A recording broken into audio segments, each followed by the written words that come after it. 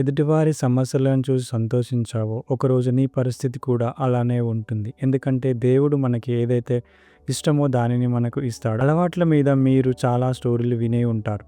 అలవాట్లో పొరపాట్లు అని, మన అలవాట్లను బట్టి మన జీవితం ఉంటుందని ఇలా ఎన్నో వినే ఉంటారు. ఈ అలవాట్లు ఊరికే రావు. మన జీవితం అంతా ఈ అలవాట్లతోనే బ్రతుకుతూ ఉంటాం. ఎన్నో అలవాట్లు ఒక్కటిగా చేసి చూస్తే మన జీవితం. చాలా రోజుల క్రితం ఒక రాజు ఉండేవాడు. అతను తన ప్రజల్ని, ఆయన ఫ్యామిలీని చాలా బాగా చూసుకునేవాడు. కొన్ని రోజులుగా రాజుకి ఆయన మనుషుల మీద డౌట్ వచ్చింది. ఆయనకి చాలా ముఖ్యమైన 3 మంత్రులు ఉండేవాళ్ళు. ఆ ముగ్గురిలో ఒకరి మీద ఫండ్స్ మేనేజ్మెంట్ చేస్తున్నాడని, సరిగ్గా పని చేయట్లేదని రాజుకు డౌట్ వచ్చింది. ఆ ముగ్గురిలో ఎవరు అలాంటి వారో తెలుసుకోవడం రాజుకి చాలా కష్టమైపోయింది. అందుకని ఒకరోజు ముగ్గురిని పిలిపించుకొని ఆయన పుట్టినరోజు వస్తుందని చెప్పి ఒక్కొక్కరికి ఒక్కొక్క బ్యాగ్ ఇచ్చి వేరు వేరు ప్రాంతాల్లో దట్టమైన అడవిలోకి పంపించాడు. అక్కడ మంచి పళ్ళున్న చెట్లను వెతికి పళ్ళను బ్యాగులో వేసుకొని సాయంత్రానికి అంతా తిరిగి రావాలని చెప్పి పంపించాడు. 3 మంత్రులు అడవికి వెళ్ళారు. అందులో మొదటి మంత్రి చాలా నిజాయితీపరుడు. రాజు కోసం చాలా కష్టపడి నిజాయితీగా మంచి పళ్ళను వెతికి అందులో వేసుకొని బ్యాగ్లో నింపుకున్నాడు. రెండవ మంత్రి కొంచెం స్మార్ట్గా ఆలోచించి రాజుగారికి ఇవన్నీ చూసేంత సమయం ఎక్కడ ఉంటుంది, ఆయనకి ఏం తీసుకెళ్ళినా కూడా అన్ని తిరిగి చెక్ చెయ్యరు కదా అని, మంచివా పాడైనవా అని చూడకుండా అక్కడ కింద పడి ఉన్న ఫ్రూట్స్తో తన బ్యాగ్ని నింపేశాడు.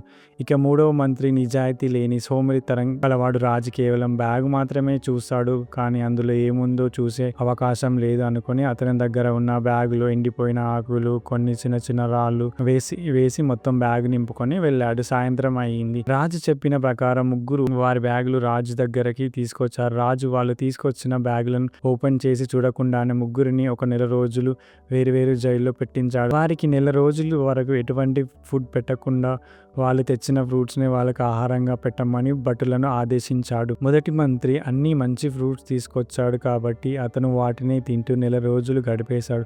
పాడైన ఫ్రూట్స్ తీసుకొచ్చినందుకు రెండవ మంత్రి వాటిని తినడం వల్ల జబ్బున పడి ఎక్కువ రోజులు జైల్లో ఉండలేకపోయాడు.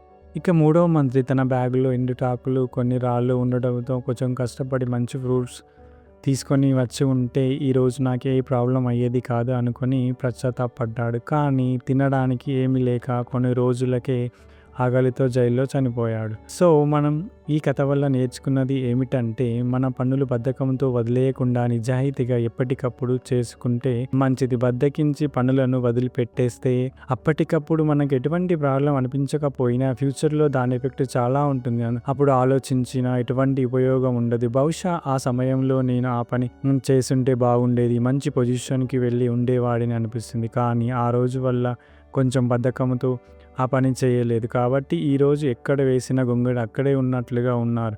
ఎవరైనా కష్టపడి పైకి రావాలనుకుంటారో వాళ్ళు అనుకున్నది సాధించగలుగుతారు. మన పనులన్నీ మనం నిజాయితీగా నిబద్ధతతో చేయాలంతే. ఎంత డబ్బు ఇచ్చినా కొనలేని టైంని ఎప్పుడు వేస్ట్ చేసుకోవద్దు. టైం కూడా 2 విధాలుగా ఉంటుంది. టైంని నువ్వు ఏ విధంగా గడుపుతున్నావు అన్నది ఒకటైతే, రెండవది టైంని గడిచిపోతూ ఉంటుంది. పేదవాళ్ళకైనా ధనవంతులకైనా సమానంగా ఉండేది ఒకే ఒకటి, అది టైం. ఎందుకంటే ఏ మనిషికైనా సరే 24 గంటల టైం ఉంటుంది. ఒక రోజులో మనం సమయాన్ని ఏ విధంగా ఉపయోగించుకోవాలనే దానిపైనే మనం ఎంత ఎదగాలి అనేది ఆధారపడి ఉంటుంది. సో టైంని గుర్తుపెట్టుకో, చేసే ప్రతి పనిపై నిబద్ధతతో ఉండు. ఇలాంటి మరిన్ని వీడియోస్ కోసం మన ఛానల్ని సబ్స్క్రైబ్ చేయండి.